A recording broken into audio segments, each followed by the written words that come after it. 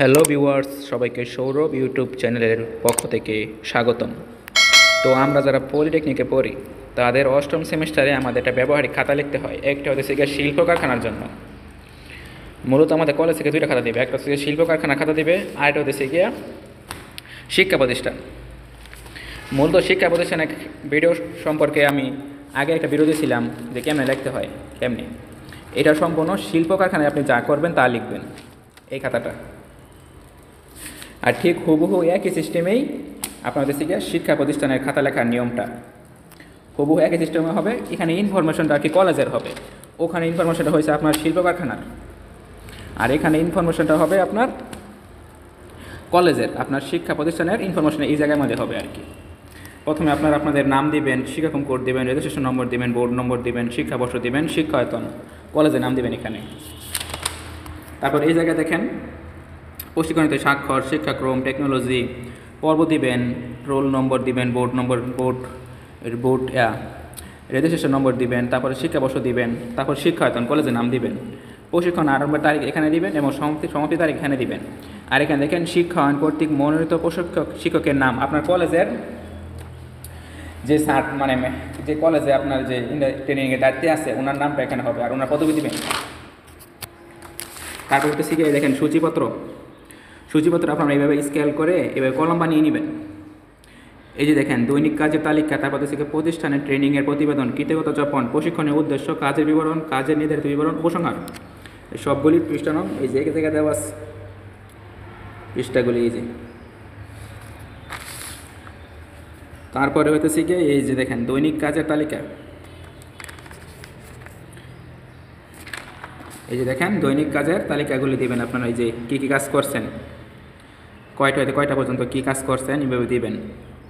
পরে প্রয়োজন যন্ত্রপাতি ও সরঞ্জাম দিবেন। যেহেতু আমি কম্পিউটার ডিপার্টমেন্ট সম্পর্কে এখানে লিখেছি, আপনারা যেই ডিপার্টমেন্টের ওই কাজ দিবেন এবং ওই বিষয় এখানে লিখবেন। প্রয়োজনীয় বিশেষ মন্তব্য, তাত্ত্বিক ও ব্যবহারিক, এই যে এইভাবে করে আপনারা সাজিয়ে লিখবেন। তারপরে দেখেন বিভাগ আছে, আপনারা যেই ডিপার্টমেন্টের যেই কাজের উপর ইন্টার্নি করছেন ওই কাজের নামটা এখানে বসাবেন। যেমন আমি কম্পিউটার ডিপার্টমেন্টে আমি গ্রাফিক্স ডিজাইন সম্পর্কে কোর্স করেছি, তাই আমি এখানে গ্রাফিক্স ডিজাইন লিখেছি প্রত্যেকটা বিভাগের মধ্যে।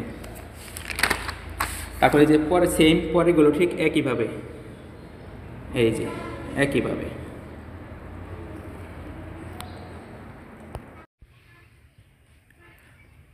তারপর হচ্ছে গিয়ে প্রতিবেদন। আপনারা প্রতিবেদন আসলে কেমনে লিখবেন, এই যে দেখেন প্রতিবেদন লেখার নিয়মটা। পরে হচ্ছে গিয়ে দেখেন আপনারা প্রথমে আপনাদের পলিটেকনিক এর নাম দিবেন, তারপর লিখবেন মূল লক্ষ্য ছিল আমাদের দক্ষ ও মানব সম্পদ তৈরি করা, তারা ট্রেনিং প্রোগ্রাম এই লক্ষ্য পূরণে গুরুত্বপূর্ণ ভূমিকা পালন করেছে, আমাদের হাতে কলমে কাজ শেখানো হয়েছে এবং বাস্তব জ্ঞান অর্জন সম্পর্কে ধারণা দিয়েছে, আমাদের সকল শিক্ষার্থীদের সর্বশেষ প্রযুক্তি এবং পদ্ধতি সম্পর্কে ধারণা দেওয়া হয়েছে এবং প্রয়োজনীয় সফটওয়্যার এবং কম্পিউটার ও মাল্টিমিডিয়া সরবরাহ করেছে।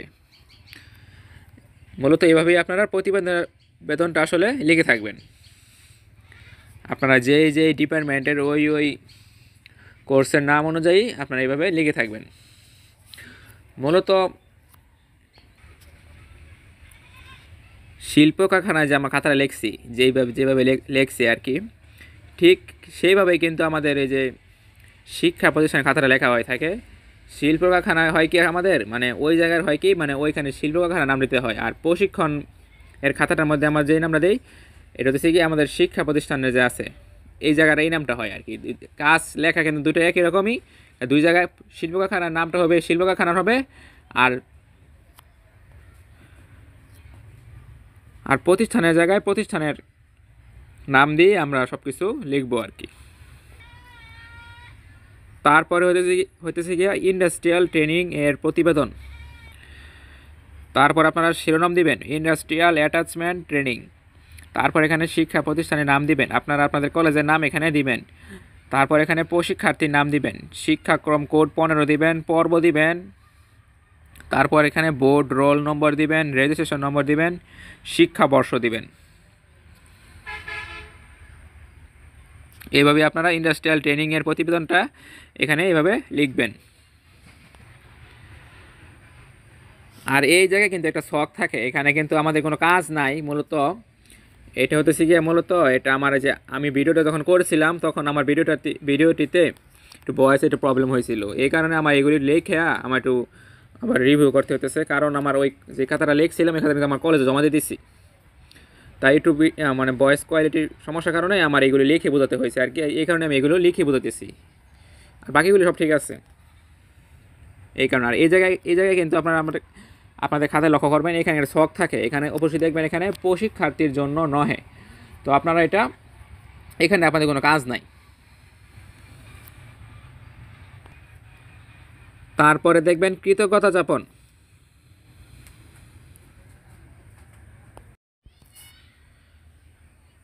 তারপরে তো গিয়ে কৃতজ্ঞতা যাপন। আপনারা কৃতজ্ঞতা যাপনটা কীভাবে আসলে লিখবেন, আপনারা লিখবেন এখানে আমি গভীর কৃতজ্ঞতা জানাই, আপনারা আপনাদের পলিটেকনিকের নাম দিবেন এখানে, এর সকল প্রশিক্ষক এবং স্টাফদের প্রতি যারা আমাকে মূল্যবান প্রশিক্ষণ এবং দিক নির্দেশনা প্রদান করেছে, তাদের অসীম সহায়তা ও দক্ষতা এবং পেশাদারি কারণে আমি এই প্রশিক্ষণে পুরো সময় জুড়ে আমি যা শিখেছি তা আমার পেশাগত জীবনে কাজে লাগবে এবং এই শিক্ষা আমাকে আরও আত্মবিশ্বাসী করে গড়ে তুলবে। এছাড়া ইনস্টিটিউটের উপযুক্ত পরিবেশ সম্পূর্ণ সহায়তার জন্য আমি বিশেষভাবে কৃতজ্ঞ। মূলত এইভাবেই আপনারা কৃতজ্ঞতা যাপনটা লিখে থাকবেন।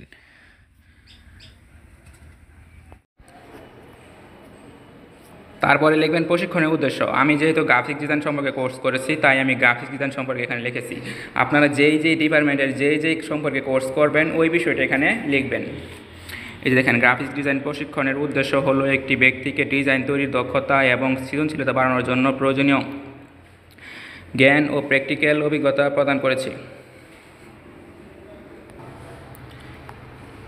এই প্রশিক্ষণের মাধ্যমে আমাদের বিভিন্ন সফটওয়্যার টুলস এবং ডিজাইন কৌশল সম্পর্কে জানতে পেরেছি। প্রশিক্ষণ চলাকালীন আমাদের সৃজনশীলতা, চিন্তাভাবনার ক্ষমতা বাড়ানো এবং ডিজাইনের মাধ্যমে প্রকাশ ঘটিয়েছে।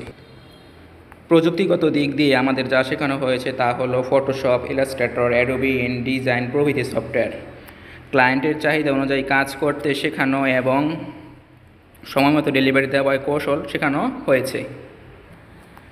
তারপর তো শিখেছি কাজের বিবরণ 19 নম্বর পেজ। এখানে আপনাদের এই যে কয়টা হতে কয়টা পর্যন্ত কী কাজ করছেন মোট দিন দিবেন এবং কাজের নামগুলি এখানে এভাবে করে লিখে দিবেন। এভাবে আপনারা কলম করে নেবেন, পেন্সিল দিয়ে এভাবে কলম করে নেবেন। ঠিক এটাও এভাবে কী কাজ করছেন এখানে এভাবে আপনারা যেভাবে সাজিয়ে দিবেন।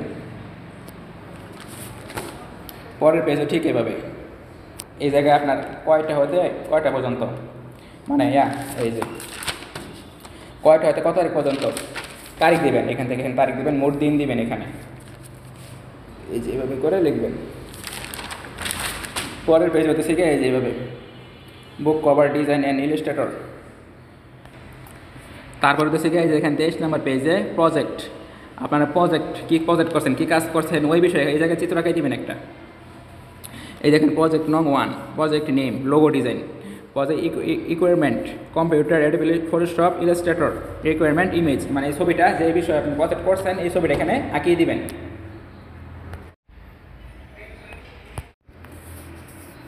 তারপরে তো শিখে ডেসক্রিপশন। প্রথমে কম্পিউটার ওপেন করতে হবে, তারপরে অ্যাডোবি ইলাস্ট্রেটর সফটওয়্যারে গিয়ে রেক্টেঙ্গুল শেপ নিয়ে প্রথমে একটি বৃত্ত নিব, পরে এই শেপটি শিফট প্লাস অল্টার ধরে শেপগুলোর সাইজ কম বেশি করে নেব। এছাড়া আরও বিভিন্ন শেপ নিয়ে নানা রকমের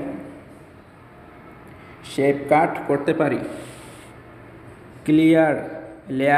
লেয়ার নিয়ে নানা রকমের শেপ কাট করতে পারি। লেয়ার নিয়ে কাজ করা যায়, লোগো ডিজাইন করতে পারি। এর ক্ষেত্রে type tool, CMYK colour, unit pen tool, fill colour, eye dropper tool ইত্যাদি ব্যবহার করে পুরো একটি লোগো ডিজাইন করে থাকি। যে কারণে একটি লোগো ডিজাইন করতে পারলে আরও বিভিন্ন কাজ করা যাবে। কমেন্ট: আমি অ্যাডোবি ইলাস্ট্রেটর ব্যবহার করে নতুন ডিজাইনের লোগো ডিজাইন সম্পর্কে জানতে পেরেছি। আপনারা কমেন্টে এভাবে লিখে দেবেন। তারপরে প্রজেক্ট 2, আপনার প্রজেক্ট 2তে কী কী কাজ করছেন প্রজেক্ট নেম দিবেন, visiting card, equipment, computer, Adobe Illustrator.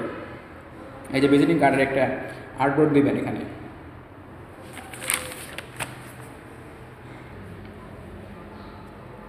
এই যে প্রজেক্ট যে আপনি কাজ করছেন, মানে কীভাবে কাজ করছেন এই বিষয়ে এখানে লিখে দেবেন। প্রথমে কম্পিউটার ওপেন করতে একটি অ্যাডোবি ইলাস্ট্রেটর সফটওয়্যার ওপেন করতে হবে। তারপর একটি নির্দিষ্ট সাইজে আর্টবোর্ড নিতে হবে। ওয়েট 8.26 ইঞ্চি, হাইট এখানে হাইট দিবেন 11.69 ইঞ্চি। তারপর ব্লেড এরিয়া 0.125 ইঞ্চি নিয়ে ওকেতে ক্লিক করতে হবে। পরে আর্টবোর্ড সাইজে একটি রেক্টেঙ্গেল টুল ক্লিক করে শেপ নিয়ে তারপর অফসেট পেথ নিয়ে 0.125 ইন সেফ জুম নিতে হবে। তারপরে ভিজিটিং কার্ড এর সকল জোন এর মেক গাইড করে নিতে হবে। গাইডগুলো লক করে নিয়ে সকল কাজ করতে হবে। সকল ইনফরমেশনগুলো সেফ জুম এর মধ্যে সীমাবদ্ধ রাখতে হবে। সকল ইনফরমেশনগুলো সেফ জুম এর মধ্যে সীমাবদ্ধ রাখতে হবে। সকল ভিজিটিং কার্ড এর মধ্যে সিম্বল কাজ করতে হবে। কমেন্ট: আমি অ্যাডোবি ইলাস্ট্রেটর ব্যবহার করে সঠিক সাইজ ও মাপ ভিজিটিং কার্ড ডিজাইন করতে পেরেছি।